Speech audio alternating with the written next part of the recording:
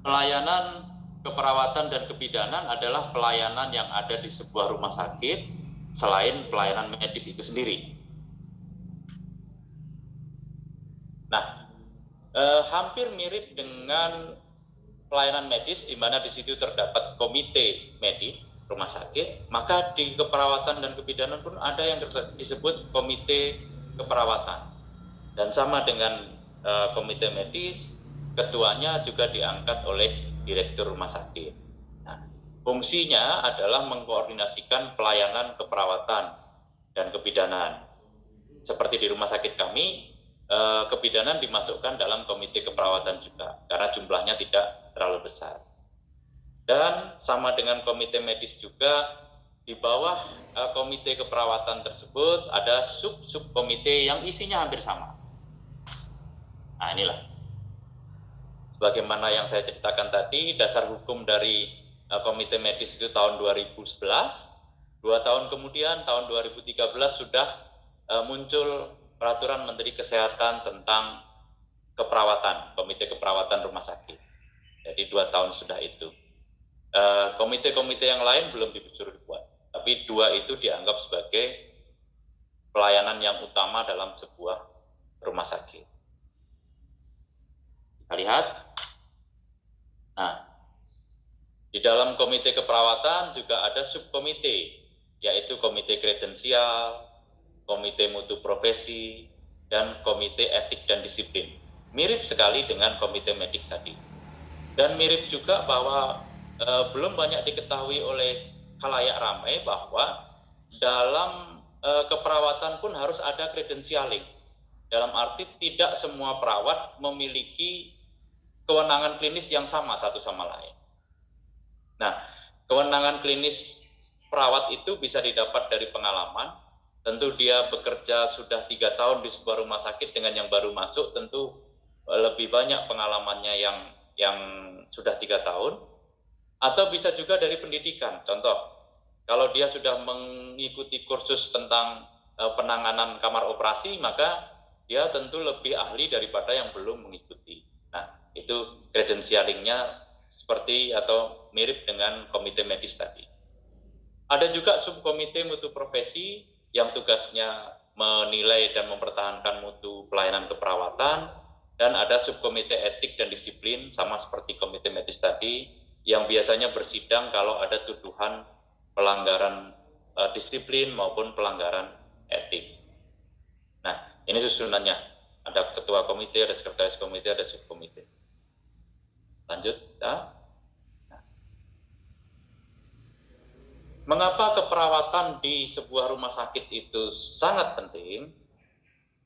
Pertama, perawat dan bidan itu adalah golongan PPA. PPA adalah profesional pemberi asuhan yang paling tinggi tingkat kontaknya dengan pasien dan keluarga.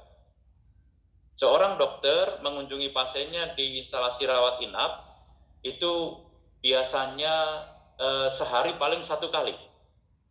Tetapi perawat minimal 1 shift dia menunggui pasiennya. Karena biasanya sehari di sebuah rumah sakit itu ada 3 shift keperawatan.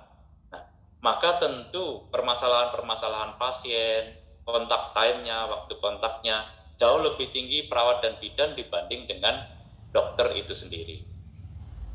Nah, selain karena waktu kontaknya paling tinggi dengan pasien dan keluarganya, perawat dan bidan juga adalah profesional pemberi asuhan yang paling banyak memberikan tindakan medis atau tindakan keperawatan kepada pasien. Walaupun yang menyuruh menginfus adalah dokternya, dokter spesialis, tapi yang melakukan tindakan infus adalah perawat. Yang menyuruh memasang selang ke lambung atau NGT adalah dokternya, tapi yang memasang adalah perawatnya.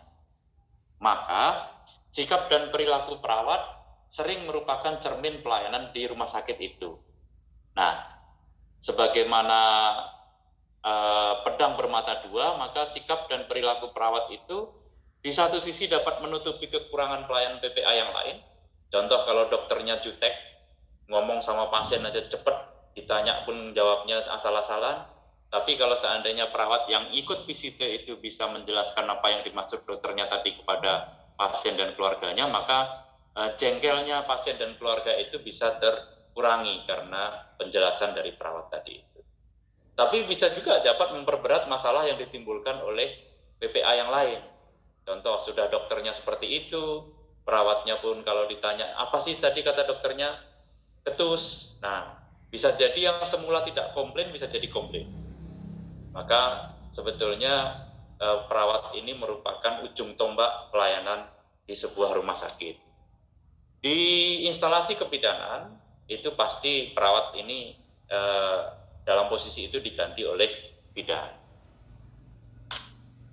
Nah, ternyata sebagaimana profesi dokter tadi ada spesialis, ada dokter umum, ada dokter subspesialis, di keperawatan pun perawat ini dibedakan. Bahkan sudah dibuat aturan mengenai hal itu. Aturan itu 4 tahun yang lalu kira-kira, Peraturan Menteri Kesehatan nomor 40 tahun 2017 yang mengatur tentang pengembangan jenjang karir profesional perawat klinis. Rupanya tidak hanya perawat itu mengatur dalam hal klinis, tapi juga ada ini, nanti kita jelaskan. Nah, ini ada PK, ada PM, ada PP, ada PR. PK ini yang paling banyak di semua rumah sakit. Dia kepanjangannya adalah perawat klinis. Dialah yang memberikan pelayanan kepada pasien secara langsung. Nah, yang baru masuk itu biasanya diberikan predikat PK1, ada SK-nya. Jadi kenaikan seperti PNS golongan 1, 2, 3, 4, penata muda dan lain-lain itu ada juga di perawat di tiap rumah sakit. PK1, perawat klinis 1, PK2, perawat klinis 2, demikian sampai terakhir yang paling ahli dan paling senior itu dalam melayani pasien disebut perawat klinis 5. Nah, PM itu perawat manajer.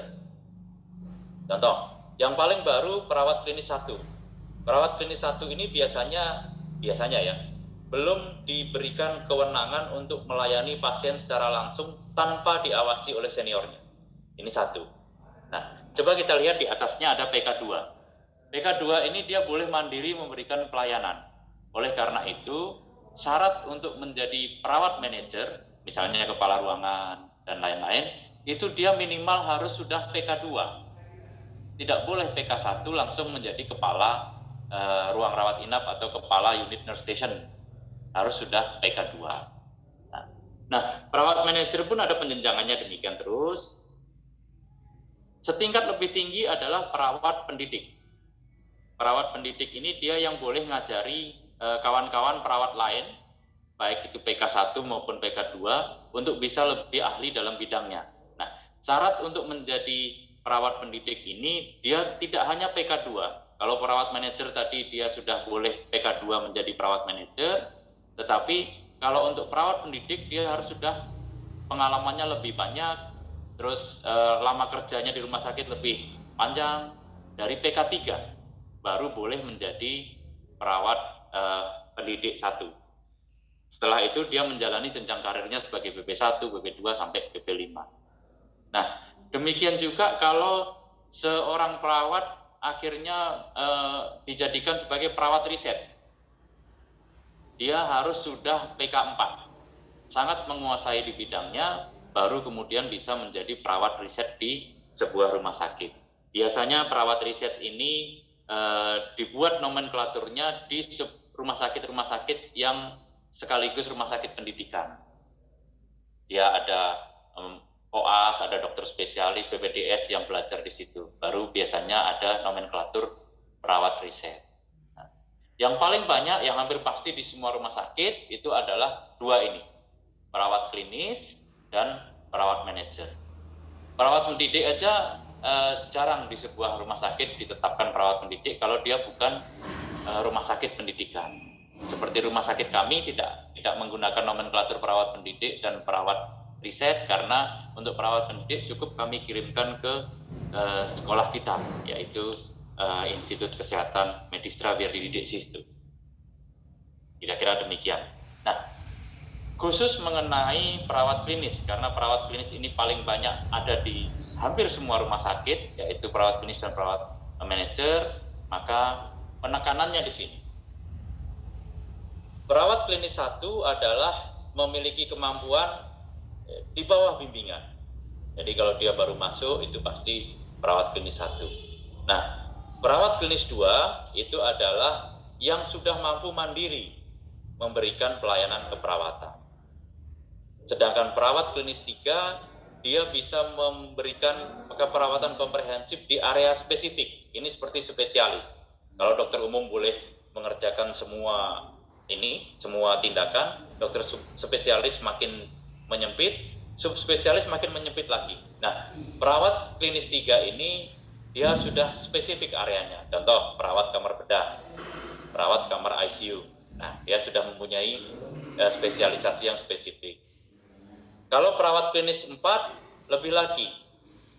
Kalau perawat klinis 3 ini belum kompleks masalah pasiennya, ini sudah kompleks.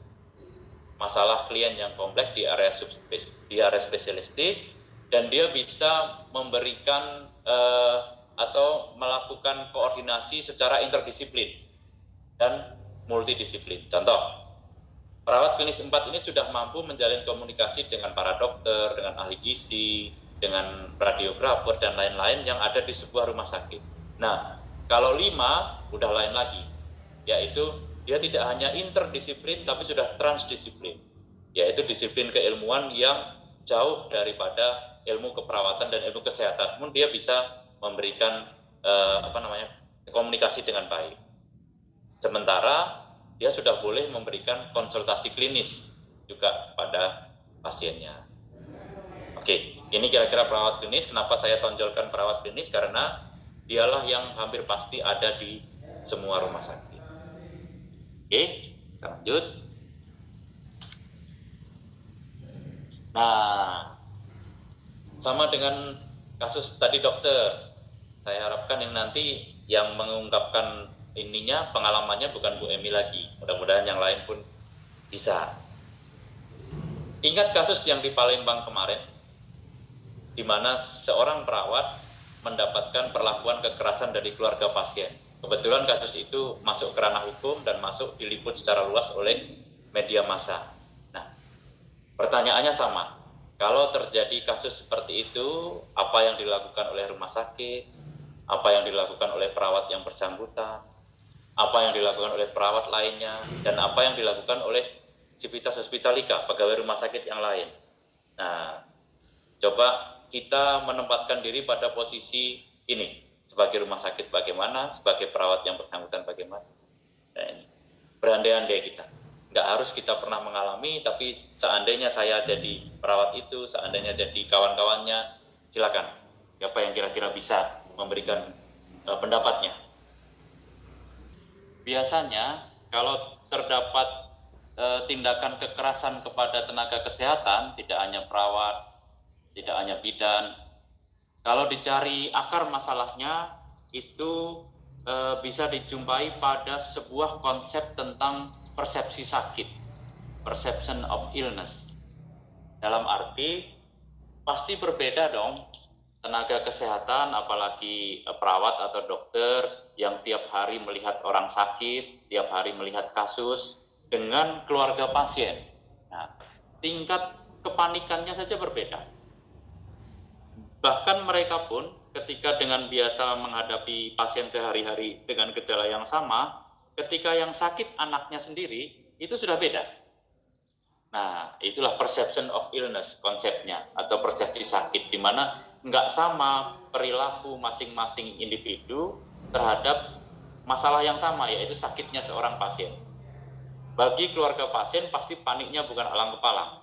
Tapi bagi dokter mungkin karena tiap hari dilihatnya seperti itu, bahkan banyak yang lebih berat, kadang-kadang dia melihatnya secara sepele. Oh iya, selesai itu nanti, gampang itu nanti. Nah, demikian juga perawat kadang-kadang di tengah-tengahnya. Nah, ketika keluarga pasien yang memandang sakitnya keluarganya itu secara panik, kemudian dia merasa bahwa yang dilakukan oleh perawat itu atau dokter itu kurang dari seharusnya, tidak pada standarnya, maka dia biasanya jadi marah.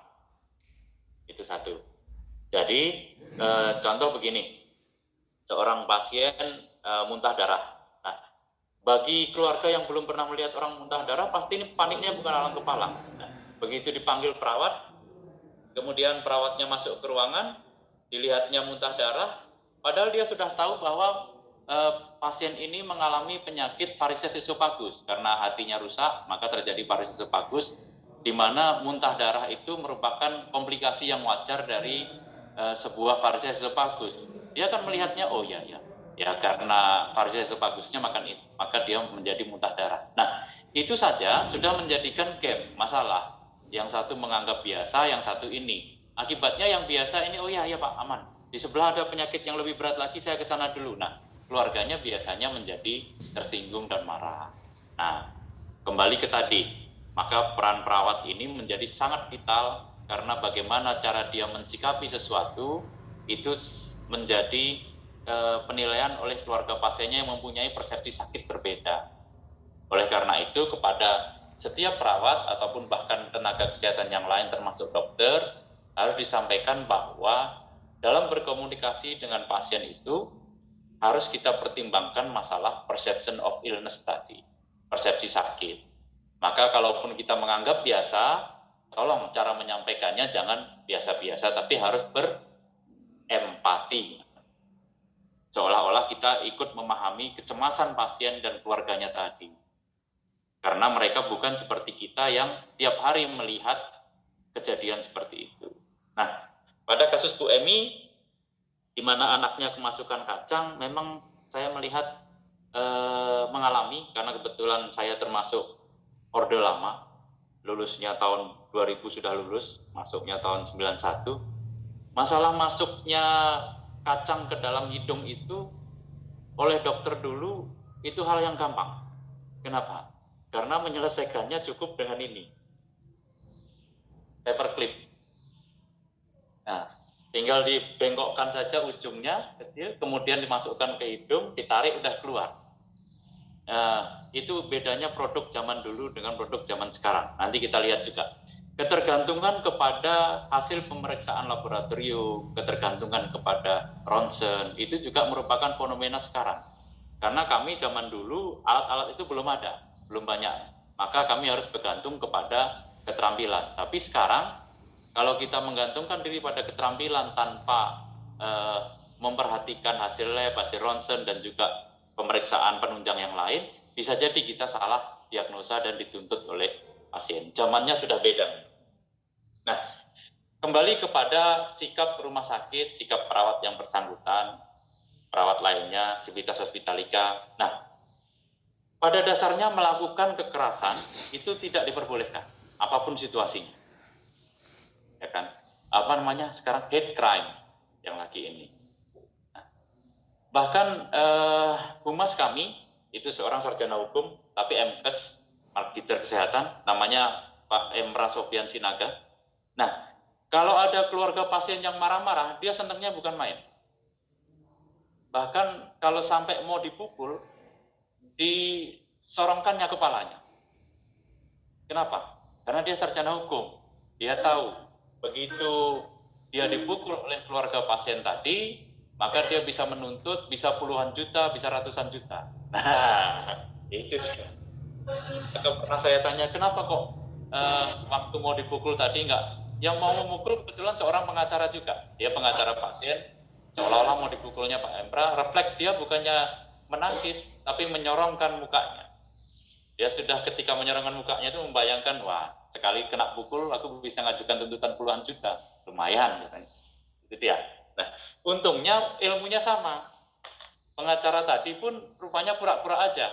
Apalagi begitu tahu humas kita, si Emra ini, sarjana hukum ini, menyodorkan, oh udah tahu ini, ilmunya sama. Nggak jadilah itu. Jadi akhirnya hanya perang mulut saja. Jadi ya contohnya. Pada intinya, setiap kekerasan kepada siapapun, termasuk juga di rumah sakit, itu akan mendatangkan masalah hukum bagi pelakunya. Walaupun didahului oleh kesalahan di pihak yang dipukul. Nah, oleh karena itu,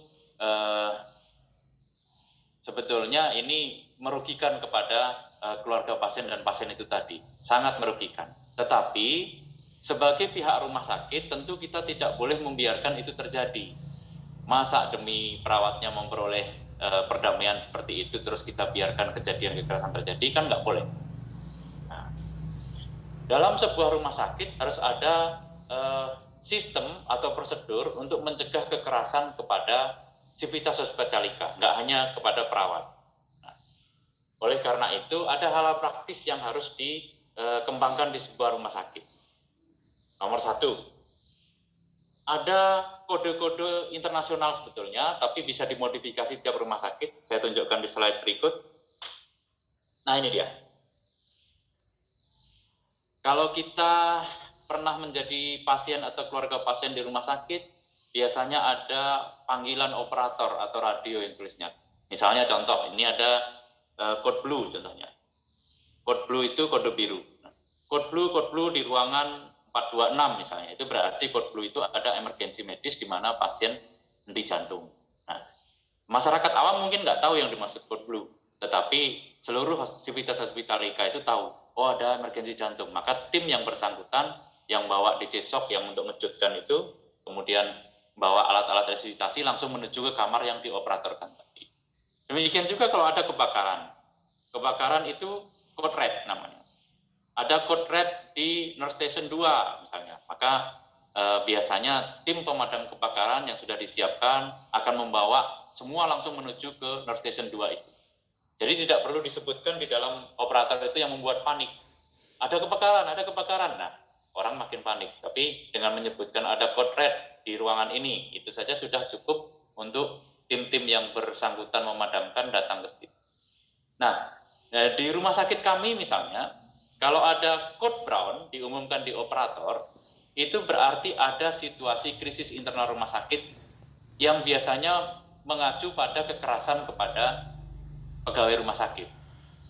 Baik antar pegawai rumah sakit, cemburu misalnya rebutan pacar, atau oleh pasien dan keluarganya kepada pegawai rumah sakit. Nah, dengan kita umumkan code brown di lantai sekian, code brown di nurse station 2 belakang, itu saja sudah membuat teman-temannya dan security yang bersangkutan untuk datang ke situ. Nah, itu pentingnya. Kenapa? Pertama, kalau sampai terjadi kekerasan, kita perlu bukti. Bukti itu bisa berwujud foto atau bisa berupa video. Dan kalau tidak terjadi kekerasan, itu yang diharapkan. Dengan banyak orang berkumpul, semula keluarga pasien itu ingin menyakiti atau melakukan kekerasan kepada perawat tersebut, dengan banyak orang yang kumpul karena panggilan code brown tersebut, maka kekerasan tersebut tidak terjadi. Itu prioritas pertama. Tapi kalaupun terjadi, dengan berkumpulnya kawan-kawan yang lain tadi, maka dokumentasi bisa dilakukan. Kalaupun si korban itu tidak bisa melakukan dokumentasi untuk ini bukti hukum, kawan-kawannya yang datang karena code brown tadi bisa melakukan rekaman video dan lain. Nah, maka kalau di rumah sakit kita contohnya begitu ada kekerasan kepada pegawai yang diumumkan melalui code brown, itu semua sudah diharapkan untuk pertama menggeser kejadiannya ke tempat yang ada CCTV. Maka itu akan terekam kejadian kekerasannya tadi kepada CCTV. Entah bagaimana caranya, misalnya di dalam ruangan nggak boleh ada CCTV, kita pancing pasiennya atau ininya keluar, sehingga kalaupun terjadi sesuatu nampak nanti di video. Kalau tidak ada CCTV, maka segera keluarkan HP. Nah, untuk merekam kejadian itu. Kalau sudah terekam, maka nanti perlu pembuktian di hukum, itu akan bisa dijadikan alat bukti. Nah, itu semua harus disosialisasikan oleh rumah sakit supaya mencegah kejadian yang tidak diharapkan ini, yaitu kekerasan kepada pegawai rumah sakit.